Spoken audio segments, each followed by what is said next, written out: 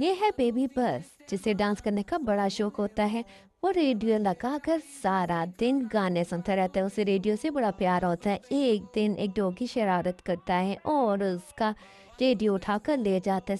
उसे बहुत गुस्सा आता है। वो गुस्से में जंगल के सबसे ताकतवर जानवर डायनासोर के पास जाता है। वो डायनासोर को देखकर हैरान रह जाता है। डायनासोर सब जानवरों के साथ खुशी खुशी खेल रहा होता है। बिग बस डायनासोर को सारी कहानी सुनाता है। डायनासोर उसे कहता है कि हर मसले का हल खून बराबर नहीं होता। मैं प्यार मोहब्बत से भी मसाइल हल कर सकता हूँ। शाम तक तुम्हारा रेडियो तुम तक पहुँच जाएगा। और ऐसा ही होता है। शाम को खुद डॉग आकर बिग बस को उसका रेडियो वापस करता है।